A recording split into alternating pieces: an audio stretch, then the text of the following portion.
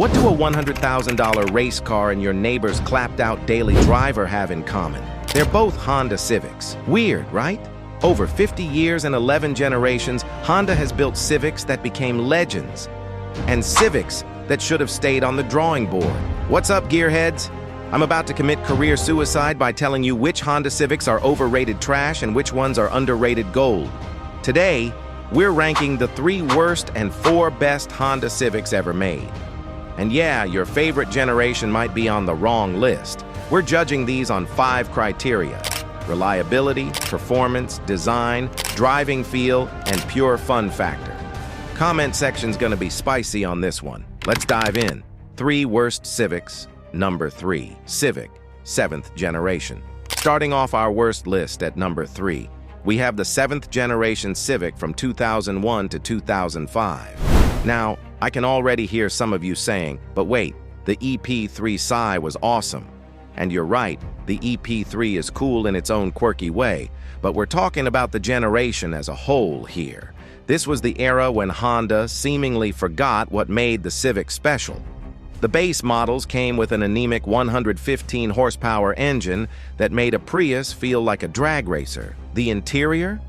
Imagine if Fisher-Price designed a car dashboard. Seriously, it looked like a spaceship designed by someone who'd never actually seen a spaceship. But the real killer? Transmission failures.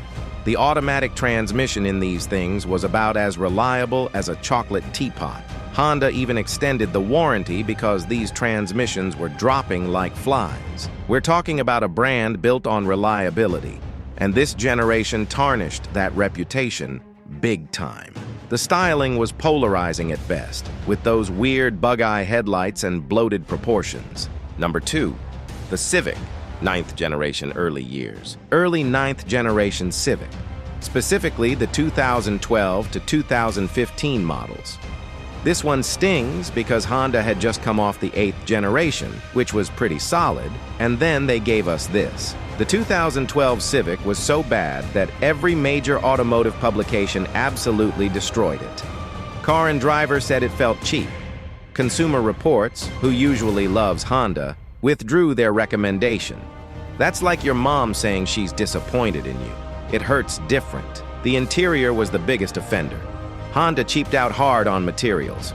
We're talking scratchy plastics everywhere, a dashboard that looked like it came from a 1990s Kia. Honda actually admitted they messed up and did a hasty refresh for 2013, improving some materials and tweaking the suspension, but the damage was done. 1. The 1980 to 1983 Civic, and the worst Honda Civic of all time? It's the 2nd generation from 1980 to 1983. Now, before the vintage car enthusiasts come after me with pitchforks, let me explain. This isn't about nostalgia or historical significance. In context, when it came out, this Civic represented a step backward. The 1st generation Civic was revolutionary, efficient, and charming. The 2nd generation? It was bigger, heavier, and somehow less practical. With a whopping 60 to 67 horsepower depending on the model, this thing couldn't get out of its own way. The styling was awkward, caught between trying to be modern and looking like a squared-off shoebox. And the interior? Spartan doesn't even begin to cover it. 4 best Civics. 2. The 2016 to 2021 Civic, our runner-up for the best Civic ever, is the 10th generation from 2016 to 2021. This is the Civic that reminded everyone why Honda is special. After the disaster that was the early 9th generation, Honda came back swinging. The 10th generation was a complete redemption arc. The design was aggressive and modern, especially with that radical Type R styling. The interior was finally premium again, with great materials, excellent ergonomics, and technology that actually worked well. But the real story is how these drive. The Sci brought back the joy of a naturally aspirated Honda. Wait, they turbocharged it.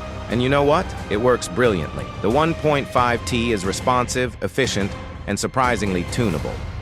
And then there's the Type R, Honda's first real hot hatch for the US market. It held Nürburgring records, dominated comparison tests, and proved Honda could still build an absolute weapon when they wanted to. Even the base models are excellent. Great fuel economy, Genuinely fun to drive, spacious, and reliable. Number 4. The 1996 to 2000 Civic. Kicking off our best list at number 4 is the 6th generation Civic from 1996 to 2000.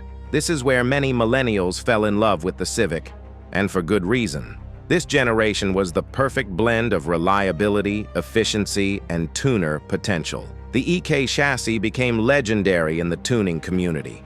You could boost these engines to kingdom come, and they'd just keep running. The B-Series engines, especially in the Psy, were bulletproof and loved to rev.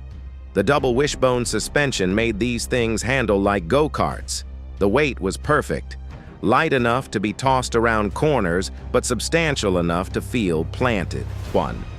The 1992 to 1995 Civic, 5th generation. And the best Honda Civic of all time is the 5th generation from 1992 to 1995. Fight me in the comments if you disagree, but hear me out. This is peak Civic. This is the one where Honda perfected the formula before emissions regulations, safety standards, and modern expectations added weight and complexity. The EG chassis is automotive perfection. The VTEC B-Series engines in the Psy screamed to 8,000 RPM and delivered that glorious VTEC crossover that became a meme for good reason. The double wishbone suspension on all 4 corners gave it handling that would embarrass cars twice its price. The chassis was incredibly rigid for its time. And there you have it, folks. The 3 worst and 4 best Honda Civics ever made. Now, I know some of you are going to disagree with me, especially on that 2nd generation take, and that's totally cool. So drop a comment below telling me which Civic I got completely wrong, which generation is your favorite. If you enjoyed this video, smash that like button, subscribe if you haven't already, and hit that notification bell so you don't miss our next deep dive.